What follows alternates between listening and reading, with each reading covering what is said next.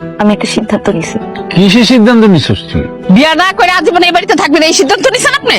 তোমার মুখে তো শুনছি জন্ম মৃত্যু বিয়ে সকল কিছু বিধাতার হাতে। আমার কপালে বিধাতা বিয়ে লিখছে কিনা জানি না, এই বাড়িতে থাকার সুযোগটা যে আমার কপালে নাই সেটা আমার বোঝা হয়ে গেছে। ফ্যাস ফ্যাস কইরা না কাইন্দা কি কবি এইটা কও। আমি আবারও বিদেশ চলে যেতেছি আম্মা। কি করলি মা? তুই বিদেশ যাবি? শুনছো কি কয়? ও মা, মারে তুই সত্যি বিদেশ যাবি?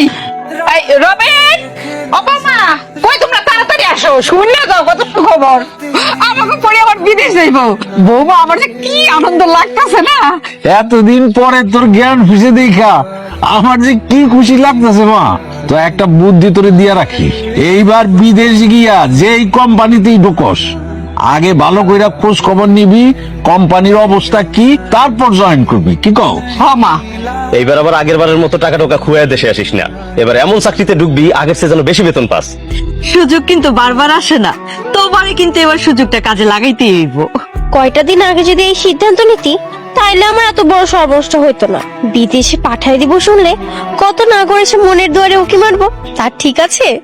আমার বিদেশ যাওয়ার কথা শুনে তুই অনেক খুশি হয়েছিস না? আমি তো মহা খুশি।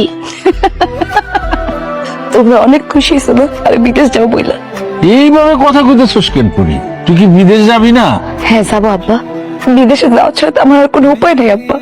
আর একটা উপায় ছিল কিন্তু আমার তো সাহস নাই, আমি একটা ভীতু। আমি চলে যাবো আব্বা, কিন্তু আমি ঠিক করছি এবার যাওয়ার পর আমি তোমাকে কারোর লাগে যোগাযোগ করবো না। এই পৃথিবীতে আমার আপন বলতে কেউ নাই, আমি বড্ড একা। তুই একা হবি কেন? তোর পাশে সবাই আছে, তোর বড় ভাই ভাবি ছোট বোন আমি তোর আব্বা। কেন তুই একা হবি? স্বার্থের এই দুনিয়াতে কেউ কারো না।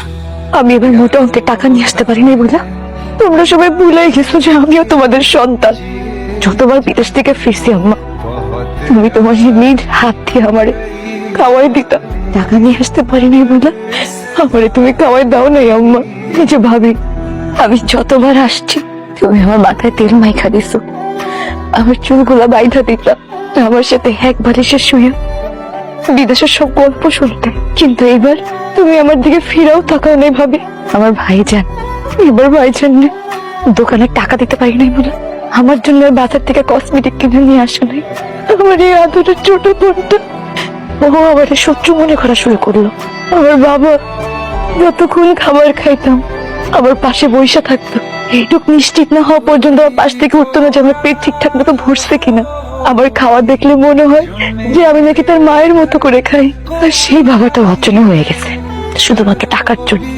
টাকা দিতে পারি নাই বইলা আমারে কেউ চিন্তাছো না তোমরা। টাকা আছে বলে ভালোবাসা আছে, আর টাকা নাই বলে ভালোবাসা শেষ। তাই আমি ঠিক করছি আমি বিদেশ চলে যাবো, তোমাদের কারোর সাথে আর যোগাযোগ করবো না।